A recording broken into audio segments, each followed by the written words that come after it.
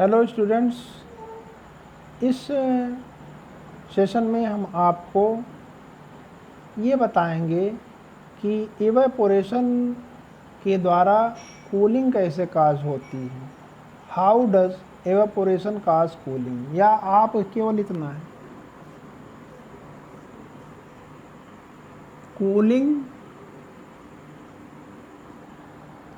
Cooling caused by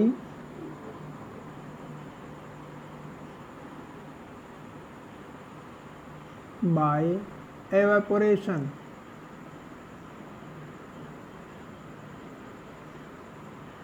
cooling caused by evaporation. तो इसको हम लोग देखेंगे कि cooling caused by evaporation, evaporation के दौरान कैसे कूलिंग काज होती है। जब इस चीज़ को हम लोग देखेंगे तो आपने लेटेंट हीट का नाम सुना ही होगा और ये जानते हैं। इवेपोरेशन की मीनिंग भी जानते हैं। इवेपोरेशन का मतलब होता है कि changing of liquid into vapour below it's boiling point. Boiling point से कम टेम्परेचर पर ही अगर लिक्विड वेपर में कन्वर्ट हो रहा है तो इसको हम लोग इवेपोरेशन कहते हैं। और हमने आपको बताया भी है कि मान लीजिए किसी कंटेनर में आप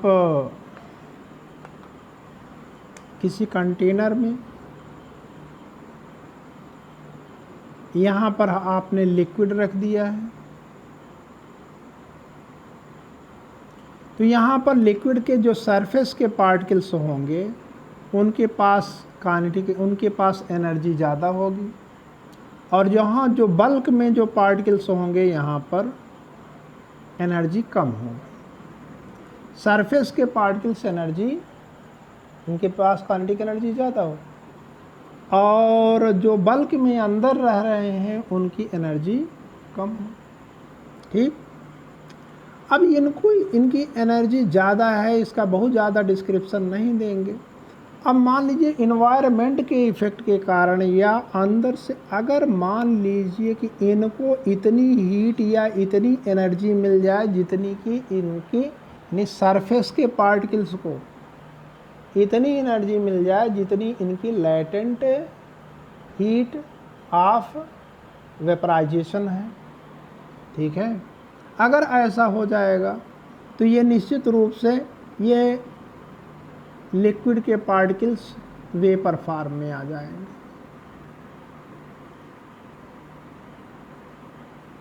वेपर फॉर्म में आ जाएंगे। जनरली हम लोग ये देखते हैं कि अगर मान लीजिए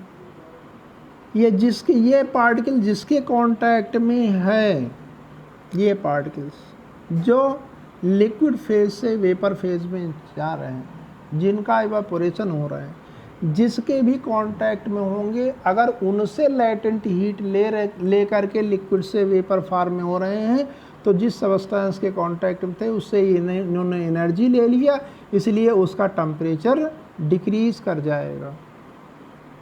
अगर मान लीजिए यहाँ पर जो वाटर है, लिक्विड में हम लोग खास करके वाटर मान लें, अगर यहाँ वाटर के सरफेस के पार्टिकल्स से अंदर के यानी यहाँ पर रिमेनिंग जो वाटर है, इस वाटर से एनर्जी लेकर के वेपर में चेंज होते हैं तो ये वाटर कूल हो जाएगा।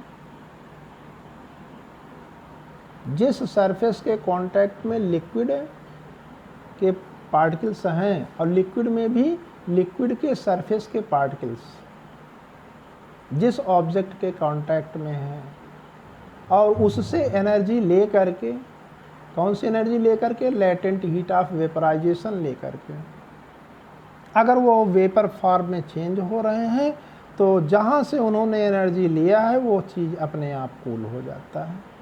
ठीक है, अब इसमें आप आराम से लिख सकते हैं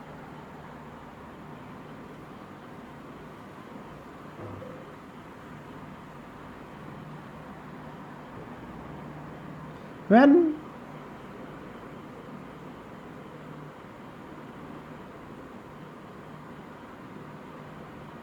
a liquid evaporate, then it take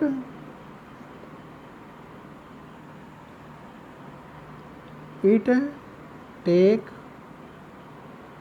energy या energy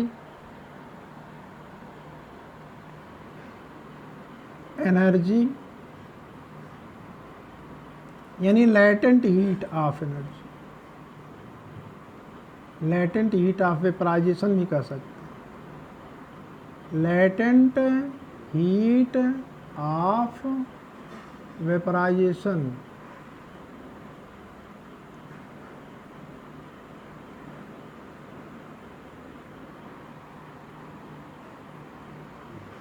from the substance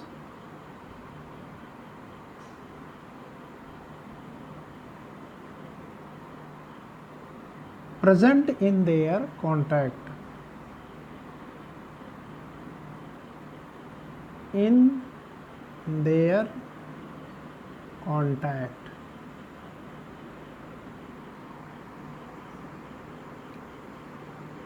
due to which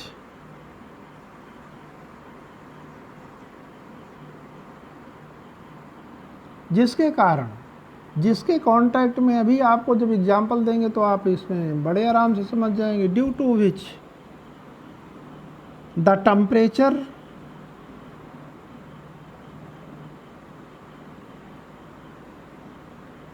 of liquid, temperature of substance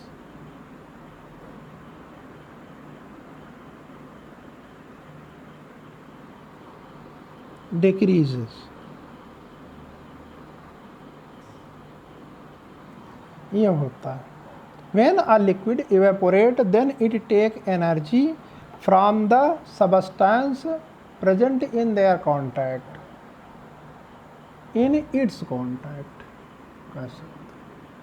in its contact, due to which the temperature of substance, यहाँ substance में हम surrounding भी ले सकते हैं, substance या surrounding.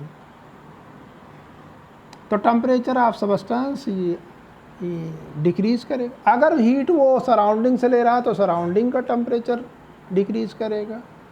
ठीक है, अब इसके कई एग्जाम्पल्स हैं।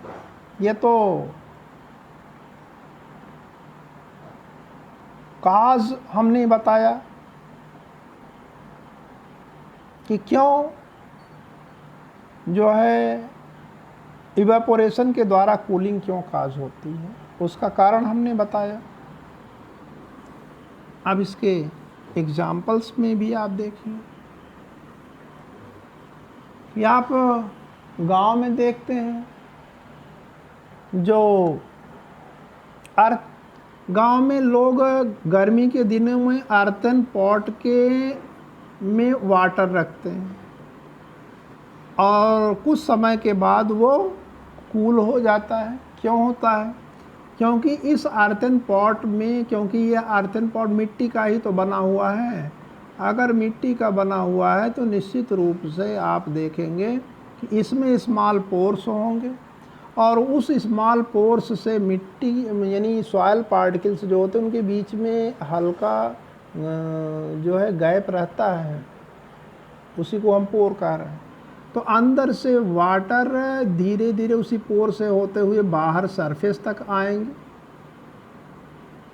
और इस अर्थन पॉट को देखेंगे ऊपर से हल्का भीगा हुआ नज़र आएगा और ये वाटर पार्टिकल्स जो बाहर यानी इस पोर से बाहर आ रहे हैं, ये इस रिमेनिंग वाटर से लेटेंट हीट ऑफ वेपराइजेशन ले लेते हैं, ले करके ये चेंज हो जाएंगे किस में? वेपर में। अब इन्होंने कहाँ से हीट लिया? अर्थन पॉट से लेगा या रिमेनिंग वाटर से लेता है। ठीक है, और एनर्जी ले करके वो इवेपोरेट हो करके निकल गया, लेकिन जो बचा वाटर है उसकी तो एनर्जी लॉस हो गई ना। एनर्जी लॉस हो गई तो ये कूल हो जाएगा। यानी आप अब एग्जाम्पल्स देखेंगे।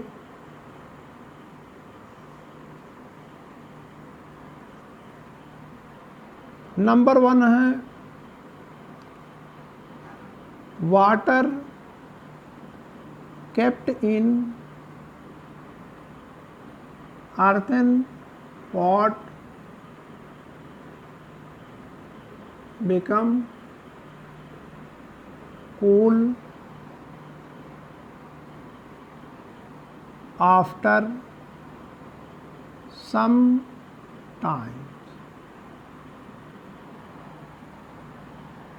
because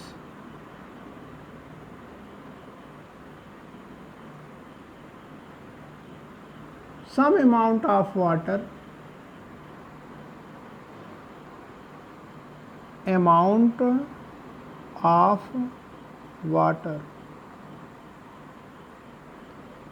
evaporates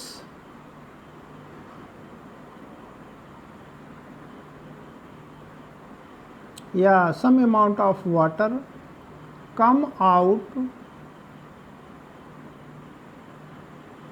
through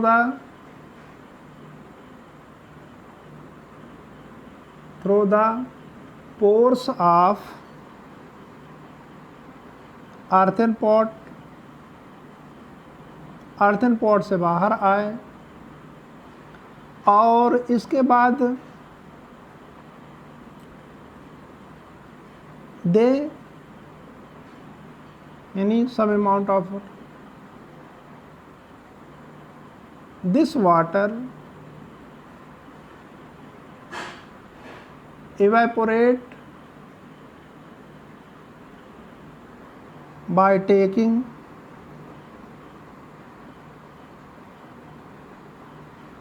energy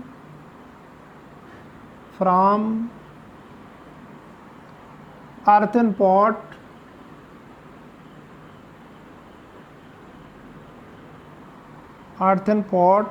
and remaining water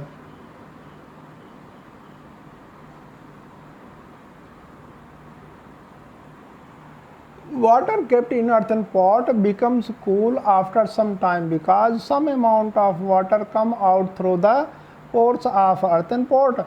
This water evaporate by taking energy from earthen pot and remaining water.